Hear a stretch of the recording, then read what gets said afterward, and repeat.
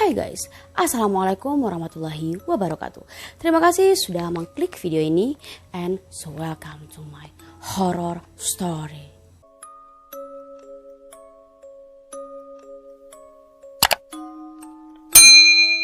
Di video kali ini aku akan menceritakan sedikit cerita misteri tentang sebuah kota di Pulau Kalimantan sana yang katanya merupakan kota gaib yang bernama Kota Saranjana. Mungkin sebagian dari kalian sudah mendengar kota ini.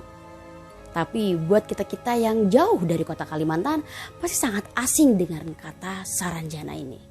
So, langsung aja ke pembahasannya. Jadi kota Saranjana ini disebut-sebut oleh warga setempat sebagai sebuah kota gaib dan misterius yang terletak di wilayah Kota Baru, Kalimantan Selatan. Bagi masyarakat setempat juga mungkin sudah melegendaris sejak puluhan tahun yang lalu. Secara nyata Saranjana ini diyakini berada di desa Oka-Oka, Kecamatan Laut, Kelautan, Kota Baru, Kalimantan Selatan. Beberapa warga percaya bahwa kota Saranjana ini bukan kota yang kaleng-kaleng. Jadi di sana itu banyak sekali gedung-gedung tinggi, mobil-mobil mewah, perumahan-perumahan elit. Bahkan sampai penghuninya pun tampan-tampan dan cantik-cantik katanya. Tapi semua itu hanyalah gaib. Karena Saranjana yang sebenarnya adalah sebuah bukit yang dipenuhi oleh pepohonan yang langsung bersebelahan dengan laut.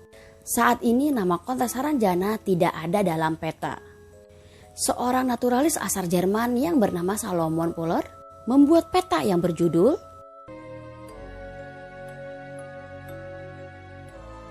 yang artinya peta wilayah pesisir dan pedalaman kota Borneo.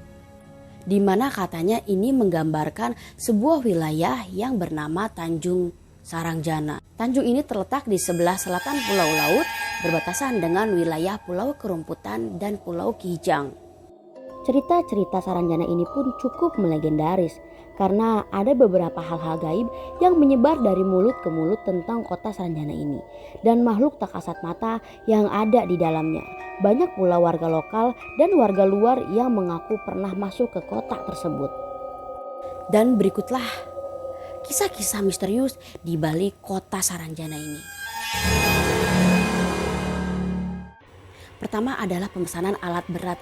Ini mungkin kisah yang paling sering didengar oleh masyarakat setempat karena disebutkan pada tahun 1980-an pemerintah setempat dikagetkan oleh kedatangan alat-alat berat yang berasal dari Jakarta, di mana semua alat berat ini sudah dipesan oleh seseorang dari kota Saranjana dan juga sudah dibayar lunas. Jadi pas si kurir ini mengantarkan kontraktor tersebut, dia nanya sama warga setempat, mana kota Saranjana, mana kota Saranjana.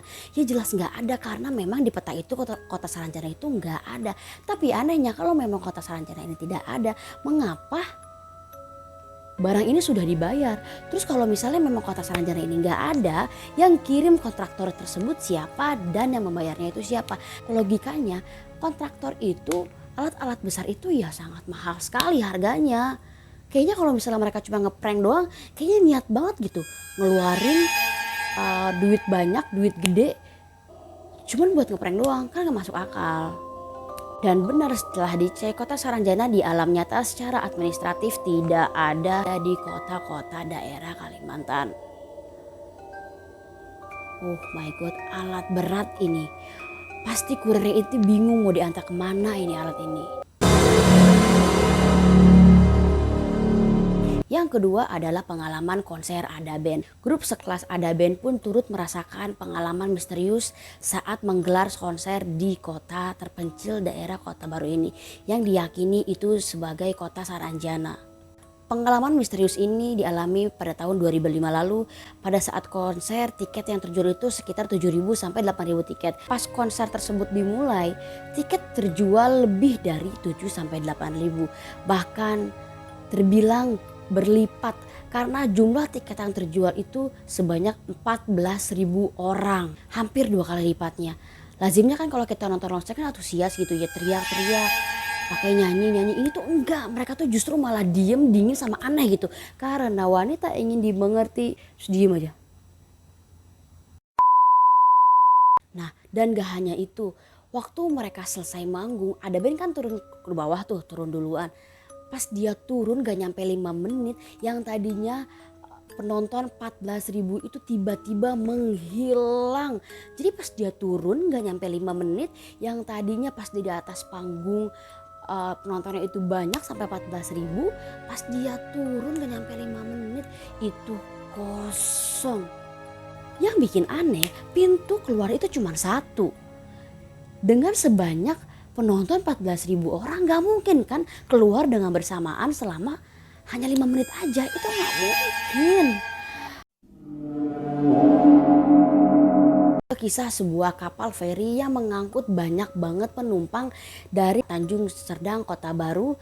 Tapi begitu merapat di Batu Licin, feri itu mendadak sepi. Enak kali ya mereka dapat tumpangan gratis. Katanya disebut-sebut sih mereka orang-orang yang berasal dari kota Saranjana.